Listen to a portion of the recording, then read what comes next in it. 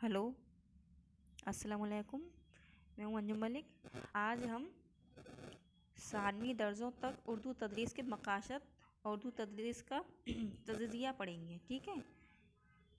ठीक है, तो यह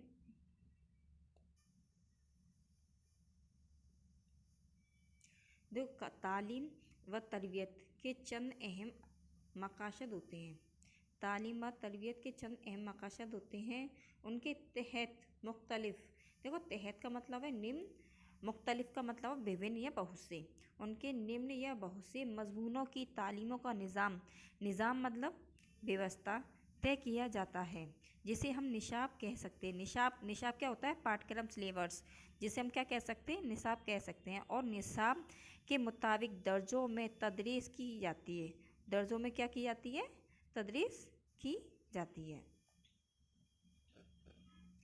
तदरीस के लिए एक मुनासिब तरीका इंतखाब किया जाता है, मतलब पढ़ाई के लिए एक अच्छा तरीका इंतखाब किया जाता है। और आखिरी मंजिल में पहुंचकर, मतलब जो पढ़ाते पढ़ाते हमारी जो आखिरी मंजिल होती है, वहाँ पर पहुंचकर ये जायज़ा लिया जाता है कि तदरीस बच्चों ने कितना पढ़ा है।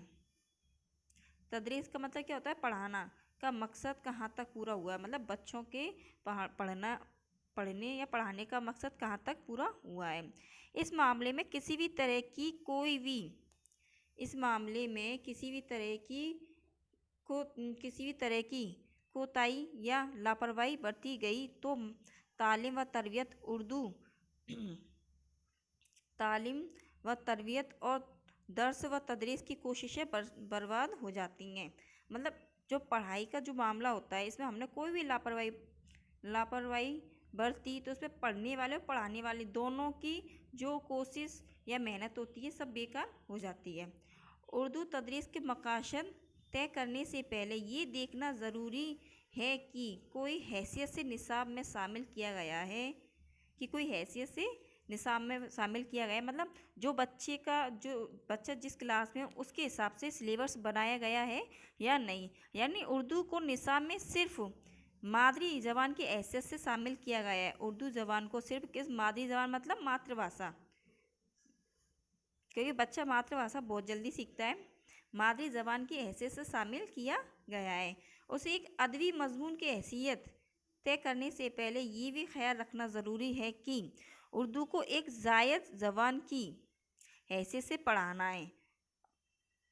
अदबी मजमून हैसियत से पढ़ाने के मकसद ये है कि मकसद तय करने से पहले ये भी ख्याल रखना ज़रूरी है कि उर्दू को एक जायज़ ज़बान, मतलब जायज़, जो बच्चा पढ़ता हो, जो बच्चा जिस ज़बान में सीख रहा हो, मादरी ज़बान, उसमें पढ़ाना चाहिए। या उसे सिर्फ एक बैरूनी ज़बान की तरह पढ़ाना है, मतलब या उसे एक बाहरी ज़बान की तरह पढ़ाना है। दरअसल दूसरी ज़बानों की तरह उर्दू तदरीस के मकासद भी मदरसे या स्कूल में हर दर्जे में अलग अलग होंगे। जैसे स्कूलों में हर क्लास का सिलेबस अलग होता है, ऐसे ही उर्दू का सिलेबस हर क्लास के लिए अलग अलग होता है। इब्तदाई यानी प्राइमरी, शानवी यानी सेकेंडरी, इब्तदाई यानी प्राइमरी, शानवी यानी सेकेंडरी, और आला शानवी यानी हायर सेकेंडरी, इन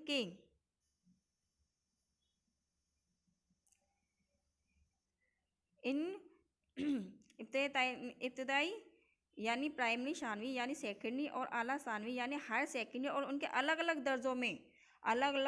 दर्जों में निशाब भी अलग अलग होगा। निशाब भी क्या होगा? अलग अलग होगा।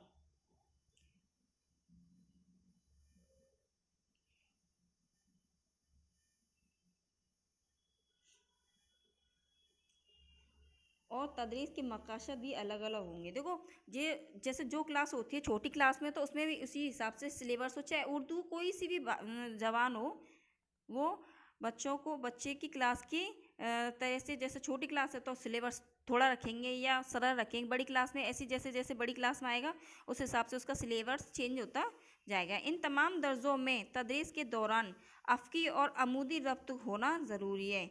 इन तमाम दर्जों में, इन तमाम क्लासों में पढ़ाने के दौरान अफ़की और अमूदी रब्त होना ज़रूरी है।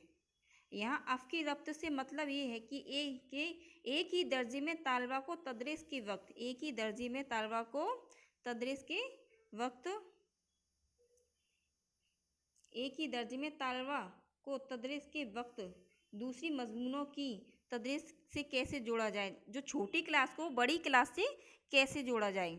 और अमूदी रब्त से मतलब ये है कि दर्जा में तालिब को तदरीस के वक्त अगली जमात की जिम्मेदारियों के लिए कैसे जहनी तौर पर तैयार किया जाए। जो बच्चे को हम पढ़ा रहे हैं तो उसे अगली क्लास के लिए दिमागी तौर से किस तरह तैयार किया जाए। जहन मतलब दिमाग। हम यूँ कह सकते हैं कि तालीम व तरबियत हर मंजिल के निसाब में आपसी तालमेल और सिलसिलेवारी का ख्याल रखना बहुत ज़रूरी है। बच्चों को बच्चों के हिसाब से ही पढ़ाया जाना ज़रूरी है। बच्चों को मादी ज़बान में ही पढ़ाया जाना ज़रूरी है। बच्चों को छोटी क्लास में सिलेबस उनका अलग होना ज़रूरी है। ये हमारा 7वीं दर्जों तक उर्दू तदरीस के मक़ासद उनके उर्दू तदरीस के तज़िया हो गया। इसके ख़ास मकसद आम मकसद भी पढ़ाएंगे।